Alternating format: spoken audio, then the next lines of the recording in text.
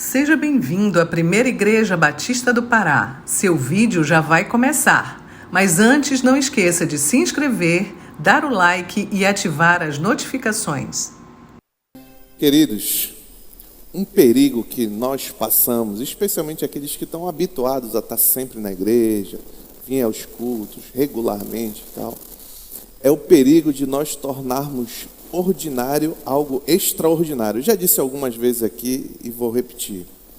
Quando nós começamos a tratar pelo muito fazer, por exemplo, o fato de estar em um culto como se fosse ir ao shopping fazer compras ou ir para um aniversário ou qualquer coisa assim. Sendo que cultuar, você pode sentar. Sendo que cultuar ao Senhor, ter o privilégio de vir para a casa do Senhor, a igreja do Senhor, adorar o Deus vivo, o único Deus verdadeiro e vivo, é um privilégio extraordinário, sobrenatural, que Deus concede por muita graça a nós. Nós devemos ter consciência disso quando estamos na casa do Senhor. Quando nós estamos louvando, nós estamos adorando, exaltando este Deus, este Criador. A importância dessas ações se prova quando nós avaliamos o que foi necessário para que isso fosse possível.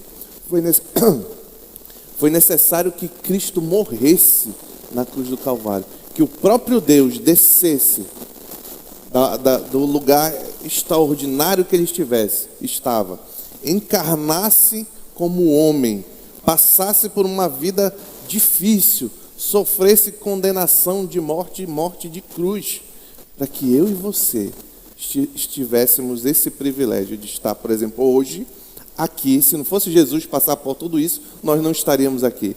Porque ele passou, nós estamos aqui adorando a Deus.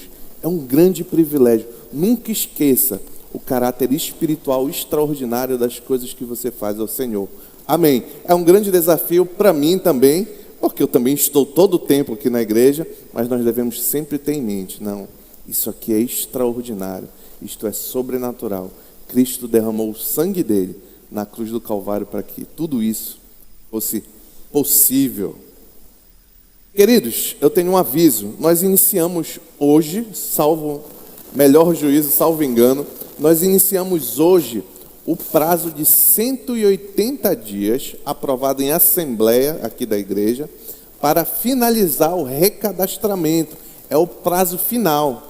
Se em 180 dias você não realizar o seu recadastramento, você que é membro, não realizar o seu recadastramento, muito possivelmente seu nome será excluído da membresia da igreja. Então, por que nós fazemos isso? Porque a Assembleia da Igreja aprovou isso. Porque nós precisamos ter o número exato, ou pelo menos o mais aproximado possível do número exato de membros. Isto é muito importante para que nós possamos atingir os quórums que o Estatuto da Igreja exige. Então, para eu saber quanto é 5% da igreja, 10% da igreja, 15% da igreja, é necessário que eu saiba quanto é o 100%. Que eu saiba quanto é o total. Por isso nós estamos dando oportunidades atrás de oportunidades. Então não perca mais tempo, é só pegar, não sei se tem lá na frente com o pessoal da recepção, tem, esses irmãos de verde podem lhe dar uma ficha, você preenche, eu não tenho como entregar durante a semana, eu vou fazer uma coisa aqui que talvez o irmão Cláudio vai até brigar comigo depois, mas entrega depois, domingo que vem, entrega para o irmão da recepção lá, que ele dá o andamento. Então, faça isso, não deixe de se recadastrar, por favor, para ajudar a sua igreja, tá bom? Eu queria saber se tem alguém nos visitando nesta noite. Por favor, levante a sua mão para que eu possa identificar. Olha, tem um visitante ali, outro ali. Opa, vários visitantes. Você que está... Só um minuto. Você que está perto dos visitantes, por favor, cumprimente aí, diga seja bem-vindo. É uma alegria tê-lo aqui conosco e seja bem-vindo à casa do Senhor. Agora nós vamos continuar louvando ao Senhor com nossos dízimos e ofertas. Você que está nos visitando, fique bem à vontade, isso é um privilégio dos membros da igreja, você é nosso convidado. Isso aqueles membros que querem fazer com alegria. Vamos continuar louvando ao Senhor.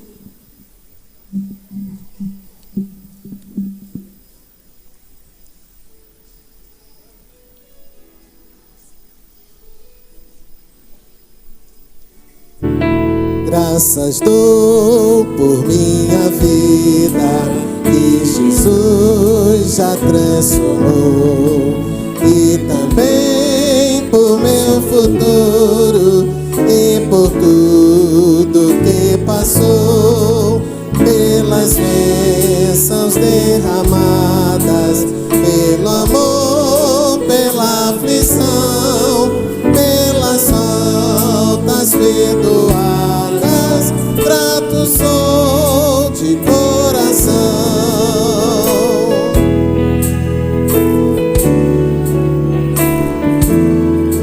Grato pelo azul celeste e por nuvens que há também, pelas rosas do caminho e os espinhos que elas têm, pelas lutas desta vida, pela estrela que brilhou, pela prece respondida e a esperança que falhou.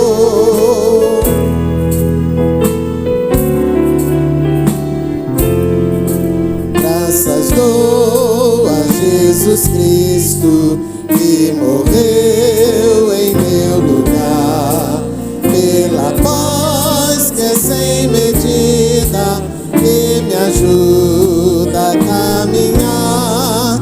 Graças dou por meus amigos e o consolo do chorar, pelo amparo nos perigos, sempre graças hei de dar.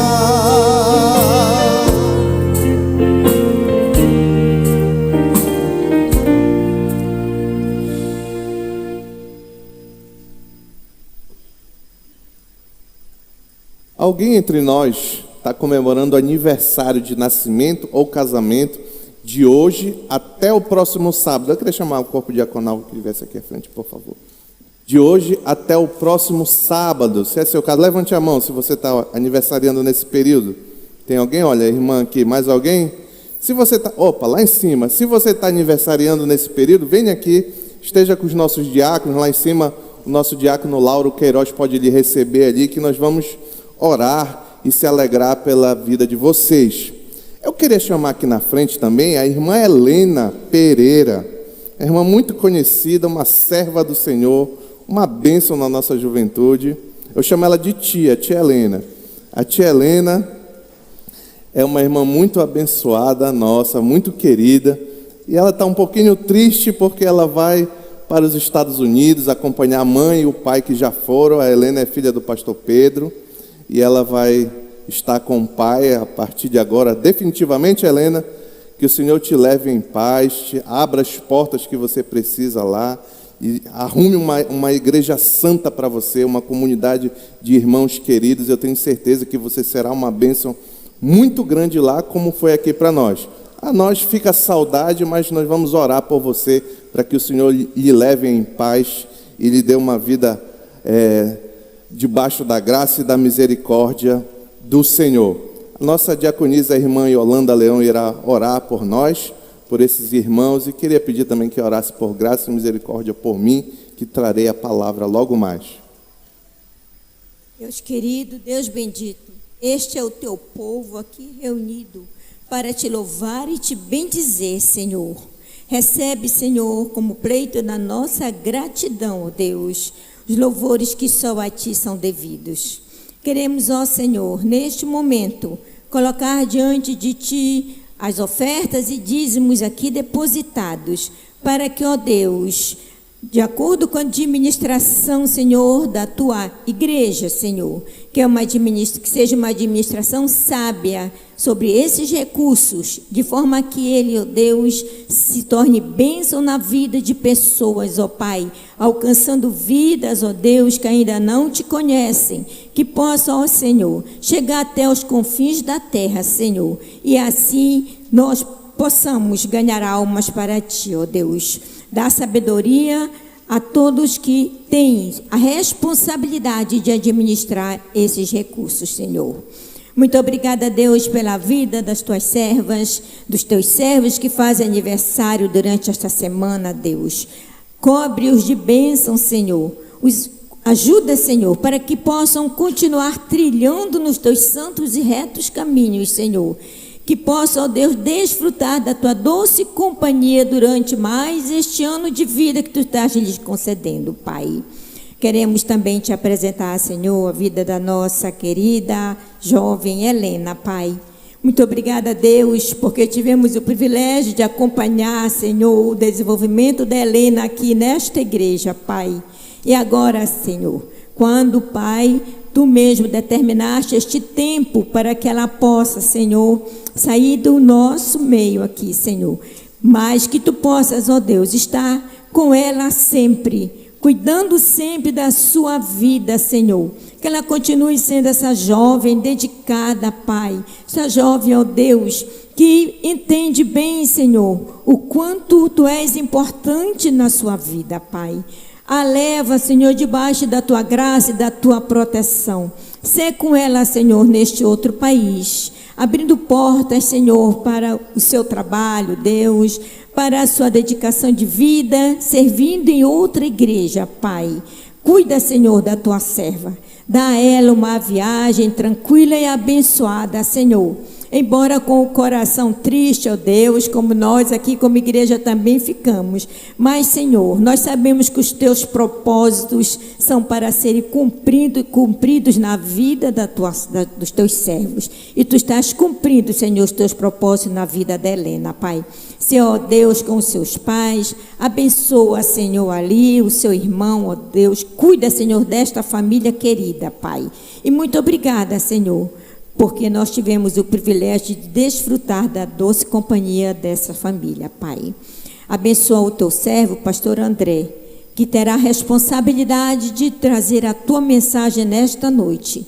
Que possamos ter os nossos ouvidos abertos, Senhor, o nosso coração atento, Pai, para receber a tua mensagem, Deus. E que esta mensagem faça diferença na nossa vida, Senhor. Nós possamos ouvir, Senhor, meditar, Senhor, e colocar em prática na nossa vida.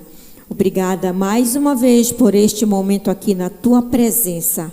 É em nome, pelo amor de Cristo, nós te oramos hoje e sempre. Amém. Amém.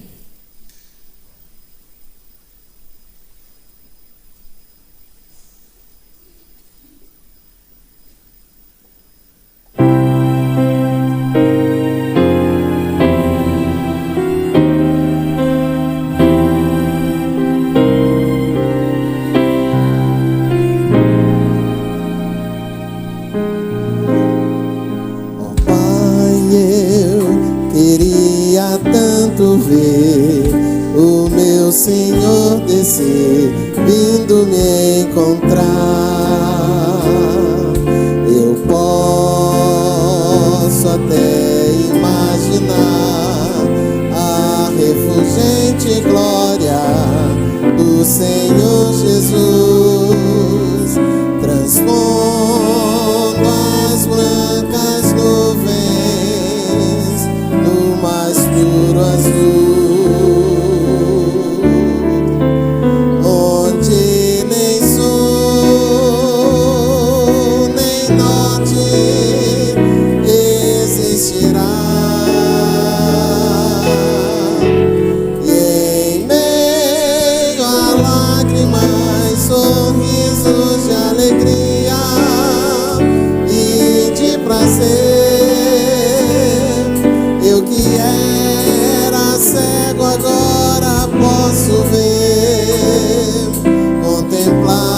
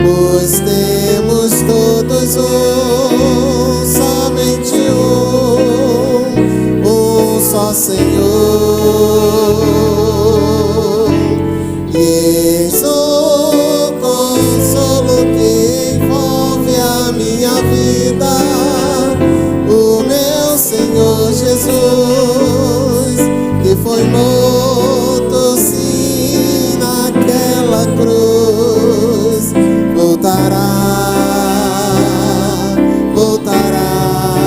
enfim. Por isso eu canto glória, glória, glória ao autor da minha fé.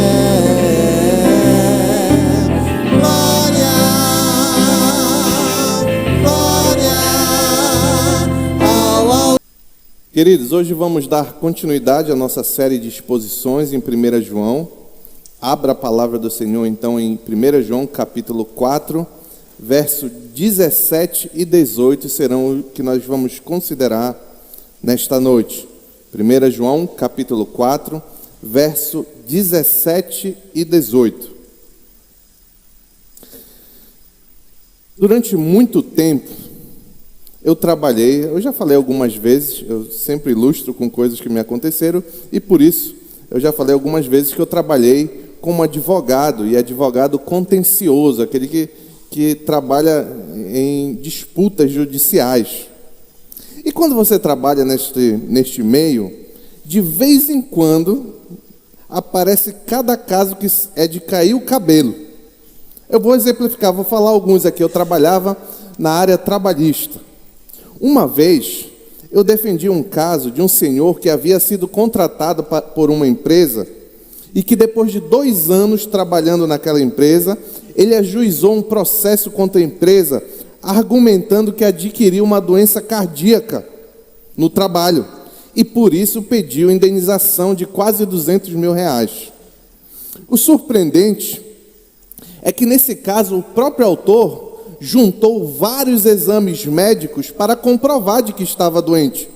Só que junto com esses documentos, ele juntou exames que provavam que ele já tinha o mesmo problema cardíaco há mais de 8 anos.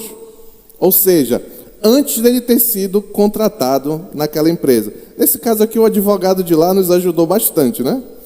O outro caso curioso foi um empregado de uma empresa de alimentos que ajuizou um processo dizendo que por causa do calor e por causa da umidade do ambiente, adquiriu carne crescida nos olhos. É verdade, você ri, é verdade.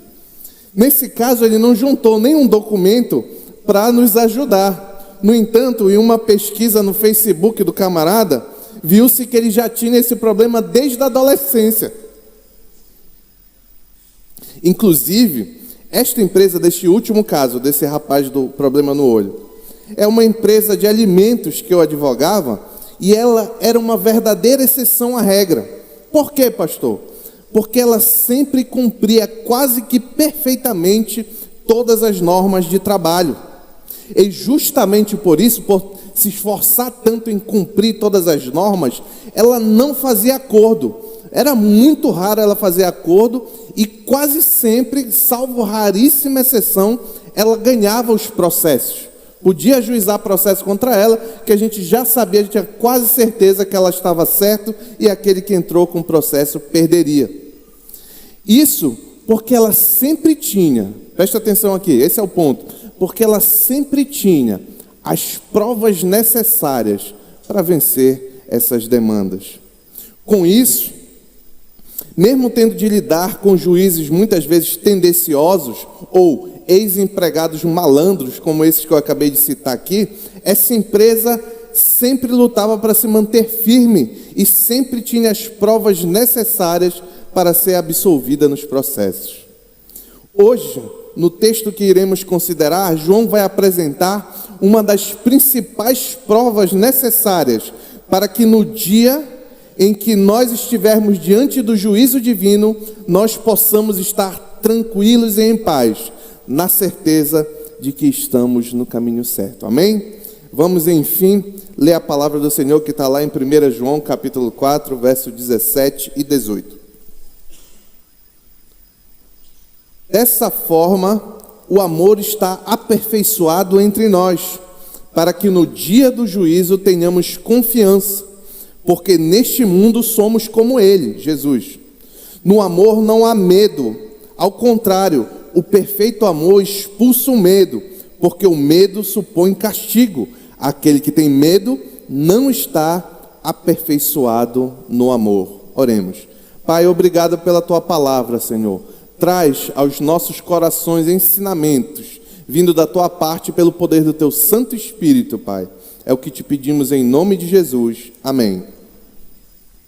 Já vimos várias vezes que as igrejas da Ásia estavam sendo invadidas por falsos mestres gnósticos que, dentre outras coisas, negavam a encarnação de Jesus, viviam uma vida imoral e se recusavam a ajudar materialmente, servir materialmente aos outros, por vários erros teológicos que nós já consideramos aqui vastamente. E João escreve essa carta que nós estamos lendo com o objetivo de ensinar aquela igreja a reconhecer quem de fato era um cristão, quem de fato era um regenerado e quem não era, quem de fato era um mestre verdadeiro e quem eram os falsos mestres. Os princípios distintivos apontados por João, os principais princípios distintivos apontados por João, são dois que eu tenho repetido exaustivamente. O primeiro, o verdadeiro crente, o regenerado, ele busca viver uma vida de obediência a Deus. 1 João 2:3. E o segundo, o verdadeiro crente regenerado em Cristo Jesus, deve ter uma busca semelhante à primeira, de amar ao próximo, em amar ao próximo. No capítulo 4, que é esse que está a nossa passagem, no verso 7 a 9, vemos João focar a atenção ao amor ao próximo. E o apóstolo ensina que a origem desse amor ao próximo, ou seja, o segundo ponto distintivo, está em Deus. Porque ele diz, porque a origem do amor está em Deus, porque Deus é amor. Nos versos 10 a 12 do mesmo capítulo 4, aprendemos que é Deus quem toma, então, já que Ele é o amor, a origem é dele, vemos que Deus quem toma a iniciativa de amar os crentes. E como consequência, nós que somos filhos de Deus, devemos replicar o comportamento do nosso Pai. E consequentemente tomar iniciativa sem interesse, por graça e misericórdia, não é assim que Deus nos ama? Então nós temos que fazer o mesmo, amar com iniciativa e sem interesse. Nos versos 13 a 15 deste mesmo capítulo, aprendemos que o manifestar do amor para com os irmãos é consequência. Se eu e você somos capazes de amar nossos irmãos, isso é consequência da obra do Deus Trino em nós, que nos torna capaz de confessar pelo poder do Espírito Santo que Jesus é o Filho de Deus. Vimos isso aqui, Jesus, o homem, a característica humana de Jesus que andou entre nós de carne e osso, e Filho de Deus, a característica divina, o próprio Deus. Eu falei aqui que Filho de Deus, na linguagem bíblica, não significa alguém diferente de Deus, mas alguém igual a Deus, semelhante a Deus. No verso 16, aprendemos ainda que aqueles que de fato permanecem em Deus são marcados por uma prática habitual de amor/serviço ao próximo. Amor pelo próximo e servir ao próximo, biblicamente, na linguagem de João, é a mesma coisa.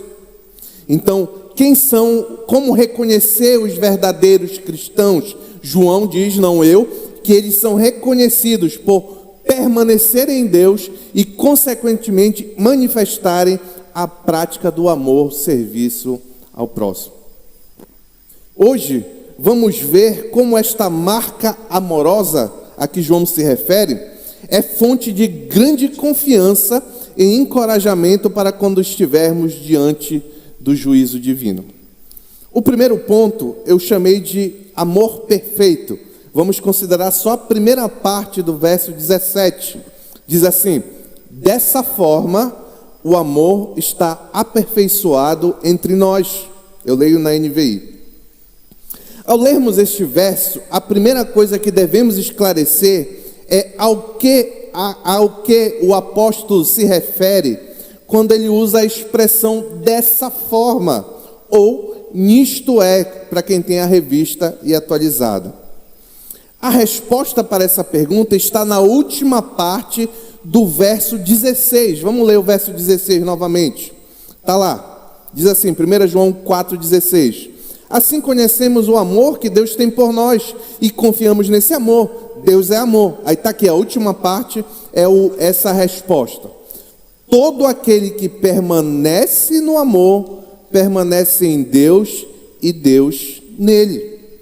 Assim, dessa forma, ou seja, permanecendo no amor, na prática do amor outrocêntrico, o amor de serviço, e consequentemente Deus permanecendo em você e você em Deus, então, nesse caso, o amor, aí vamos ver a sequência do verso 17. Neste caso, o amor está aperfeiçoado entre nós.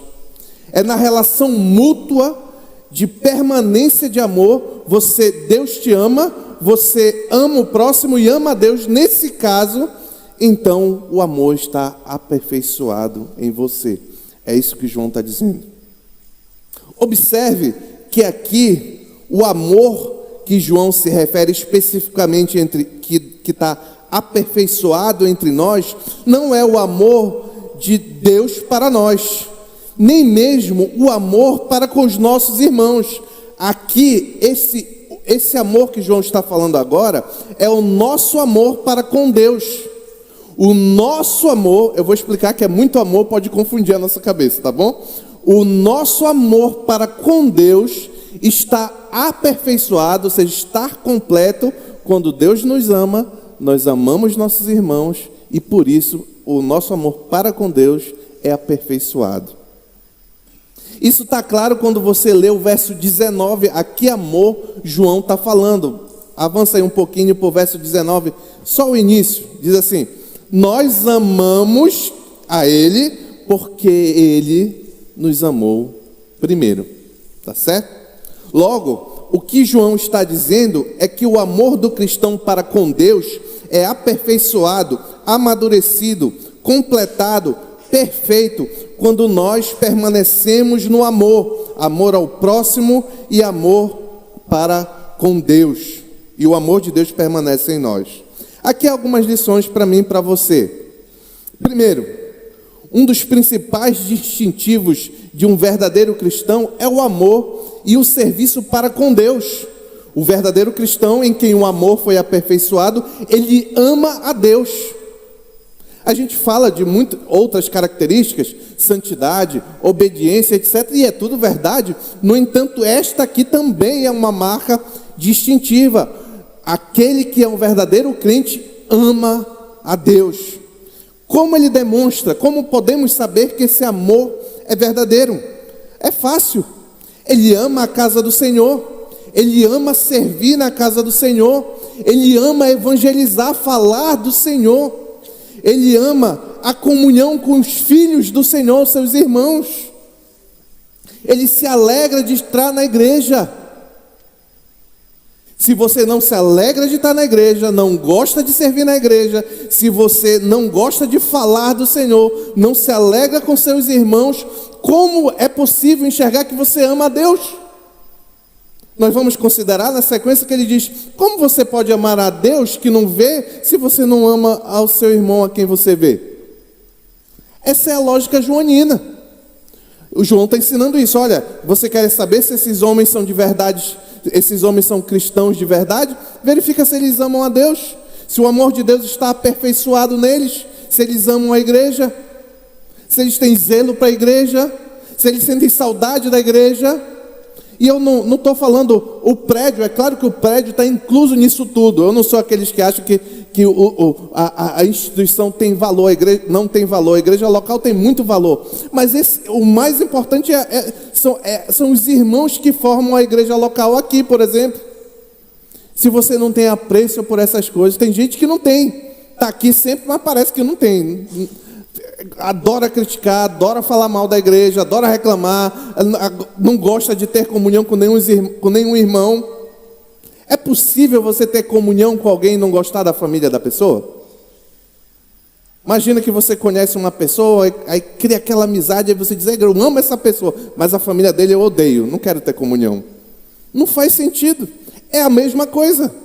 Como é que eu posso amar a Deus e não amar os filhos de Deus? A família de Deus? A nós, só é possível amar a Deus adequadamente como consequência do amor dele por nós, já vimos isso. E, consequentemente, amarmos os nossos irmãos. Eu sempre me adianto, que foi eu que escrevi, aí eu vou me lembrando e vou me adiantando. Mas leia aí, 1 João capítulo 4, verso 20. Se alguém afirmar, eu amo a Deus, mas odiar seu irmão, é mentiroso. E deixa eu explicar esse odiar, que essa palavra odiar às vezes faz a gente se enganar. Odiar não é assim, eu quero que ele morra. Não é esse tipo de ódio que João está falando, porque aí todo mundo, eu imagino que pelo menos 99,9% não quer que ninguém morra. Mas João não está falando disso. O odiar aqui que João se refere é não servir. É nesse sentido, eu vou parafrasear aqui. João está dizendo assim, se alguém afirmar eu amo a Deus, mas não ama ou não serve ao seu irmão, é mentiroso. Pois quem não ama seu irmão, a quem vê, não pode amar a Deus a quem não vê. Meus irmãos. Segundo ponto, confiança no juízo. Está na parte final do verso 17. Eu vou ler o verso 17 novamente, mas vou destacar o texto que iremos considerar. Dessa forma, o amor está aperfeiçoado entre nós, a partir de agora, para que no dia do juízo tenhamos confiança, porque neste mundo somos como Ele.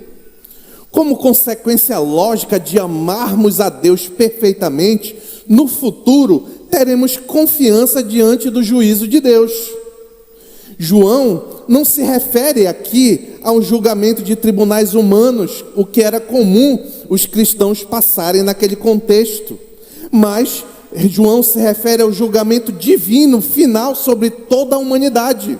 É o que a Ara traduz como o dia do juízo, inclusive entre aspas. Essa ocasião futura, que irá marcar o final do tempo presente, é aquela em que Deus haverá de julgar com rigor os pecadores impenitentes que não se arrependem e cobrar contas de cada palavra que foi proferida. Isso está em Mateus 10, 15, 11, 22, 24, Mateus 12, verso 36. Nesse dia, no dia do juízo, no dia do julgamento final, se cumprirá a promessa do Senhor Jesus narrada no Evangelho de Mateus. Abra a palavra de Deus aí no Evangelho de Mateus, verso 25, capítulo 25. Eu vou ler o verso 31 e 32. Mateus, capítulo 25, verso 31 e 32. Aqui é uma promessa do Senhor Jesus sobre o que acontecerá no dia do juízo. Diz assim: quando o Filho do Homem vier em sua glória, com todos os anjos, Filho do Homem é Jesus, com todos os anjos, assentar-se-á em seu trono na glória celestial. Todas as nações serão reunidas diante dele, e aqui o julgamento. E ele separará umas das outras, como um pastor separa as ovelhas dos bodes. Esse dia a que João se refere será um dia da ira justa e santa de Deus contra o pecador que não se arrepende. Por isso, Paulo, se referindo a esse mesmo dia, a esse mesmo evento, usa uma designação diferente. Olha o que está lá em Romanos capítulo 2, versos 5 e 6. Romanos capítulo 2, versos 5 e 6. Diz assim a palavra de Deus: contudo, por causa da sua teimosia e do seu coração obstinado, você está acumulando ira contra si mesmo, está aí, é o mesmo dia, o mesmo evento, para o dia da ira de Deus, quando se revelará o seu justo julgamento, Deus retribuirá a cada um conforme o seu procedimento. Semelhantemente, ensinou Pedro, em 2 Pedro 2,9, diz assim: vemos, portanto, que o Senhor sabe livrar os piedosos da provação e manter em castigo os ímpios para o dia do juízo. Que grande e terrível será aquele dia. Não se engane, meus irmãos, não se engane, não se deixe se enganar pelo conforto desse mundo, pelas facilidades que porventura nós temos. Esse dia virá, e hoje, esse dia, o dia do julgamento divino, está mais perto do que estava ontem. João Calvino, refletindo sobre como o homem natural deve reagir a esta verdade, homem natural é aquele que não tem Cristo, e como ele deve reagir a essa verdade do julgamento, ele disse o seguinte, abre aspas: por natureza, tememos a presença de Deus, e há razão para isso, pois Ele é o juiz do mundo, e nossos pecados nos declaram culpados. Assim, morte e inferno são as coisas que vêm à nossa mente quando pensamos em Deus. Este é a visão do homem sem Cristo, quando ele entende que há esse julgamento, que um dia ele estará diante de Deus, um juiz justo, que vai julgar com justiça, ira contra os impenitentes, condenação pelo pecado, e misericórdia sobre aqueles que estão em Cristo Jesus. Em contraste a esse terror, de outro lado, João ensina que aqueles que amam a Deus gozam de confiança. Está aí no nosso texto. Pode voltar lá para 1 João 4,17. Naquele dia, nesse dia tão terrível, que o homem sem Deus deve temer, porque vai morrer e vai para o inferno, os crentes que amam a Deus devem gozar de confiança. O termo grego traduzido por confiança significa literalmente ousadia, coragem de falar. É isso que o texto significa, o termo significa. Esta ousadia é fruto da certeza de que, diante de Deus, os verdadeiros cristãos não serão condenados, pois vivem uma relação de permanência amorosa com o juiz, não permanece em Deus e Deus nele. E isso é possível pelos méritos de Cristo. É por causa que os crentes confiam a sua vida à obra de Cristo Jesus, que eles recebem os méritos de Cristo e por isso têm comunhão. É possível permanecer em Deus e Deus neles. Por isso que João vai dizer na sequência: por que nós temos confiança? Porque neste mundo somos como Ele. Ele quem? Jesus Cristo, em quem nós estamos. João acrescenta então o fundamento da confiança do crente. Da mesma forma que o Senhor Jesus é Filho de Deus e amado pelo Pai, nós que estamos em Cristo somos também filhos e amados por Deus. É isso que João diz lá, volta um pouquinho no capítulo 3, verso 1, 1 João 3:1. Ele diz, olha, esse texto é maravilhoso, se você não marcou, marca, meu irmão. Vejam como é grande o amor que o Pai nos concedeu. Como saber disso? Pelo fato de sermos chamados filhos de Deus, o que de fato somos. Que palavra encorajadora.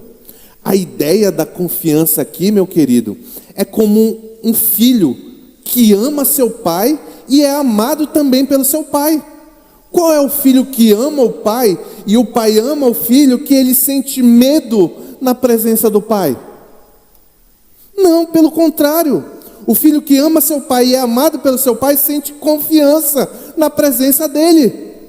Consequentemente, todos que amam a Deus e são amados por Deus, no dia do julgamento, não temerão. É isso que João está ensinando. É só você pensar. Você ama seu pai, sua mãe? Então você não tem confiança? Você não se sente à vontade em conversar? Não gosta de estar na presença? É esse mesmo sentimento que terão aqueles que amam a Deus na presença do Senhor. naqueles em que o amor de Deus foi aperfeiçoado.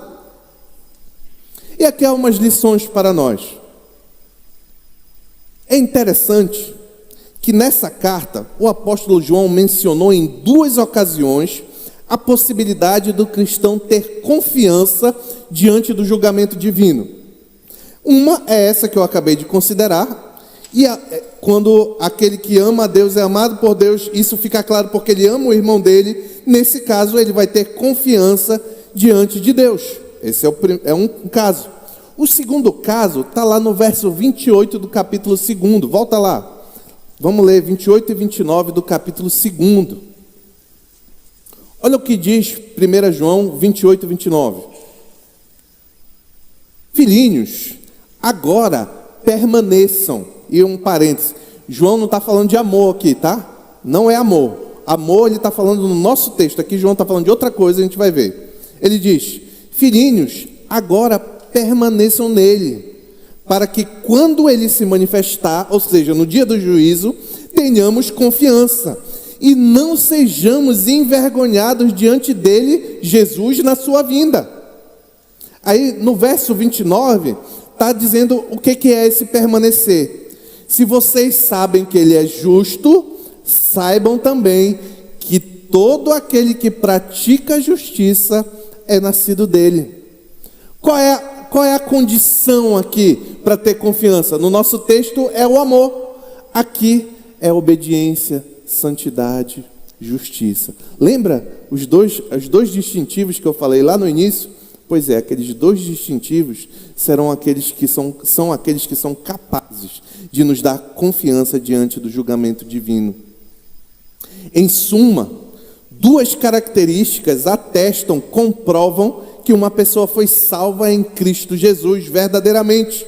E essa pessoa salva em Cristo Jesus gozará de confiança no dia do julgamento. Quais são essas 2 características? Obediência, santidade, uma mesma coisa, e amor por Deus e pelo próximo. Essas verdades, meus irmãos, são indissociáveis.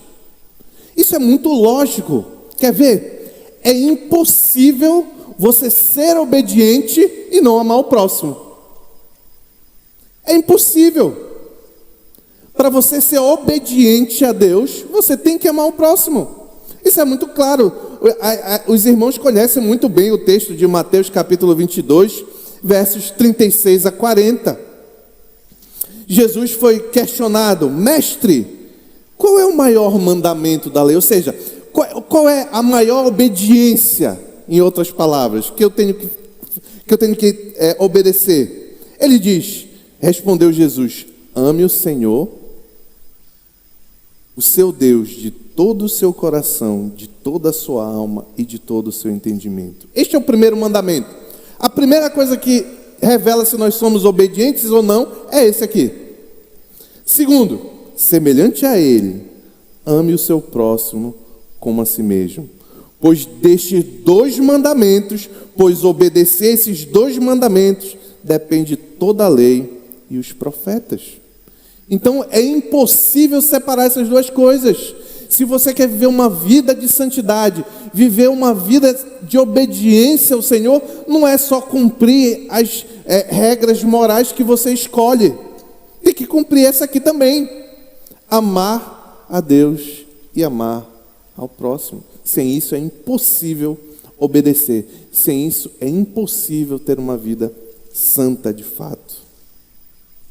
E aqui vai uma pergunta para mim, para você, para nós refletirmos. Você já pensou que um dia você estará diante do Deus encarnado? Todos nós. Quer você seja crente, quer você não seja crente. Todos nós. Um dia estaremos diante de Jesus. Se esse encontro fosse hoje, como você se sentiria? Confiante ou com medo? Quais desculpas você daria para aquele pecado que você sabe que comete e não luta? No trabalho, aquele flerte com a colega de trabalho, enquanto a sua esposa está cuidando do seu filho em casa. Na faculdade, aquele linguajar cheio de palavrões, da roda dos escarnecedores. No uso da internet, aquelas moças de biquíni que você curte de vez em quando, ou coisas até piores. Quais seriam as desculpas? O que é que você diria para o Senhor Jesus? Qual seria a sua justificativa diante de Jesus, diante de Deus, por não ter amado, servido a sua esposa, por não ter amado, servido aos seus filhos, por não ter amado, servido aos irmãos em Cristo? Se a sua reação diante destas perguntas foi de angústia ou temor, saiba que isso pode mudar em Jesus Cristo. Se arrependa de seus pecados e mude. Você pode a partir de agora. Pastor, eu não tenho confiança. Se Jesus voltasse agora, eu não teria confiança. Pois bem, glória a Deus para você que ele ainda não voltou. Eu sei que quem ama a Deus verdadeiramente queria que ele já estivesse voltado. No entanto, se você não ama a Deus, se você não se entregou para Cristo Jesus, se você, por mais que diga que ama a Deus, mas de fato isso não parece ser verdade na sua vida, agora é tempo de mudança. Não, a partir de agora eu vou fazer assim. Porque eu não sei, você sabe quando Jesus vem? Lembra o que a palavra diz? Ele vem como um ladrão. Ele vem como um ladrão. O ladrão não diz que, olha, não vou roubar sua casa 10 horas da noite. Não. Ele vem e quando ele vier nós estaremos diante dele. Você estará com medo ou confiante? Se o sentimento, se a sua mente diz agora, eu ia ter medo. Então vamos mudar. Eu preciso mudar, meus irmãos. Todos nós. Todo crente, um parênteses aqui. Tem uma coisa que é comum a todo crente. Todo crente, você não tem nenhum, sem exceção. Todo crente precisa mudar. Precisa amadurecer mais. Sem exceção, porque o padrão buscado é o de Jesus Cristo. Quem já alcançou? Levanta a mão. Rapaz, se alguém levanta. O padrão é de Jesus Cristo. O modelo a ser seguido é de Jesus. Como eu estou muito longe, e eu sei que vocês também, como nós estamos muito longe do padrão de Cristo, nós precisamos mudar, porque a gente precisa caminhar. Pelo menos o que nós temos que fazer é olhar para um ano atrás na nossa vida, 3 meses atrás, 6 meses atrás, e dizer, opa, eu estou muito longe de Cristo, olha, nem enxergo Ele, mas eu já estou mais perto do que eu estava um ano atrás. Eu estou mais perto do que eu estava 3, 6 meses atrás. Esse é o nosso dever como cristão. Terceiro ponto, o fim do medo. Está lá no verso 18. Diz assim: no amor não há medo. Ao contrário, 1 João 4,18. No amor não há medo. Ao contrário, o perfeito amor expulsa o medo, porque o medo supõe castigo. Aquele que tem medo não está aperfeiçoado no amor. Como consequência de amar a Deus perfeitamente, o crente tem confiança diante do juízo e, consequentemente, não tem medo desse encontro. Por isso João diz, no amor não há medo. Ao contrário, o perfeito amor expulsa o medo. Segundo o reverendo Augusto Nicodemos, o remédio para o medo de Deus é o amor a Ele. O amor perfeito a Deus expulsa o medo no coração dos corações em que habita, fecha aspas. Aqui é preciso fazer um parêntese para diferenciar o uso da palavra medo que João faz para o conceito de temor do Senhor. São coisas distintas. Vamos ver aqui. O temor do Senhor é esperado no crente. E o que é esse temor? Ele é caracterizado por uma compreensão de que todos os nossos atos são praticados diante de Deus. O temor do Senhor que todos nós devemos ter é que em cada momento da nossa vida, em cada decisão tomada, em cada palavra dita, nós devemos saber, peraí, isso agrada a Deus ou não? Deus está aqui. Eu estou diante da presença do Senhor onipresente. Traz um sentido, o temor do Senhor, de intenso respeito e obediência, como Pedro comanda lá em 1 Pedro 2,17. Olha o que ele diz. E é incrível, olha, eu fico abismado. A Bíblia é um negócio que só Deus mesmo poderia escrever. É incrível como esses autores diferentes, que escreveram às vezes com décadas de distância e morando em cidades diferentes, como o ensino é todo conectado. Olha esse verso, 1 Pedro, verso 2 e 17. Ele diz: tratem a todos com devido respeito, tá bom? Aí, na minha tradução, eu NVI 2 pontos, aí ele vai explicar. Amem os irmãos e temam a Deus. Olha como esses textos são todos conectados. E honrem o rei. Então, o temor do Senhor, ele é diferente do medo que João está falando. Não é para você agora, eu amo a Deus, eu sirvo, eita, agora eu posso fazer o que eu bem entendo. Não, não é assim.